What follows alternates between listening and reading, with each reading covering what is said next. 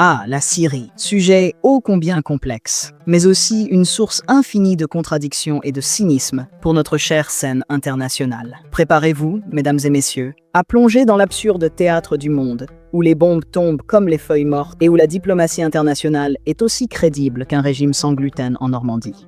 Mes chers téléspectateurs, aujourd'hui, direction la Syrie, ce petit bout de terre au Moyen-Orient qui fait office de punching ball géopolitique depuis plus d'une décennie. On pourrait croire que tout a été dit sur le sujet, mais rassurez-vous, chaque jour nous apporte une nouvelle preuve que le chaos peut toujours se réinventer. Alors, faisons un point rapide sur la situation actuelle. D'un côté, Bachar al-Assad, l'homme qui tient le pays avec la délicatesse d'un bourreau médiéval, toujours là après 13 ans de guerre civile. On pensait que les dictateurs avaient une durée de vie limitée, mais apparemment, Bachar fonctionne sur batterie nucléaire. Et de l'autre côté, une opposition aussi fracturée qu'un miroir tombé d'un 4e étage. Ajoutez à ça Daesh, les Kurdes, la Turquie, et une ribambelle de puissances étrangères qui jouent à risque avec de vraies vies humaines. Résultat ?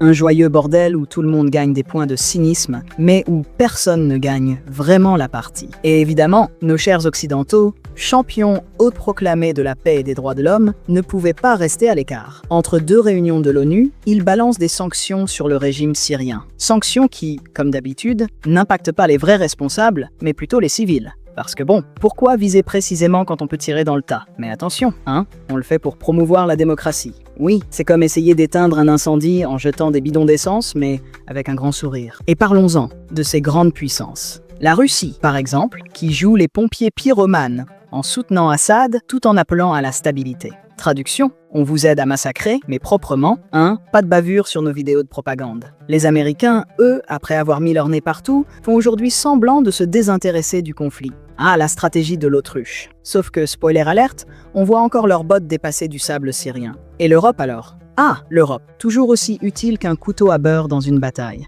Elle condamne, elle déplore, elle tweet. Mais agir? Non, faut pas pousser. On a déjà trop à faire avec nos propres grèves et nos scandales locaux. Alors, on regarde, on s'indigne, et on organise des conférences internationales avec des buffets hors de prix, histoire de montrer qu'on se préoccupe vraiment. Ça ne résout rien, mais au moins, tout le monde repart avec une belle photo de groupe. Et comme si ça ne suffisait pas, il y a les puissances régionales. La Turquie, par exemple, qui bombarde les Kurdes un jour et demande une place à la table des négociations le lendemain. Un peu comme ce voisin qui casse ta clôture et t'invite à un barbecue pour s'excuser. Et l'Iran, fidèle soutien d'Assad, qui s'investit avec la ferveur d'un beau-père autoritaire. Résultat, une guerre civile qui ressemble de plus en plus à un buffet où tout le monde se sert, sauf ceux qui ont vraiment faim, les Syriens eux-mêmes.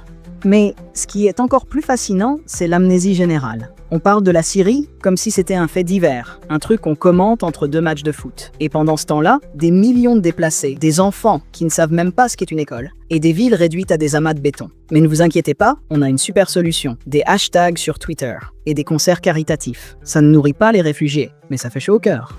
Alors voilà, la Syrie, c'est un peu le miroir de notre monde. Un endroit où les puissants jouent les apprentis sorciers et où les faibles ramassent les morceaux. Mais bon, comme dirait l'autre, c'est pas grave, tant que ça reste loin de chez nous. Allez, sur ce, retour à notre quotidien, parce qu'après tout, c'est pas comme si on pouvait vraiment faire quelque chose. À part regarder, compatir et attendre le prochain scandale international. Bisous cyniques, et à la semaine prochaine pour une nouvelle chronique du désespoir organisé.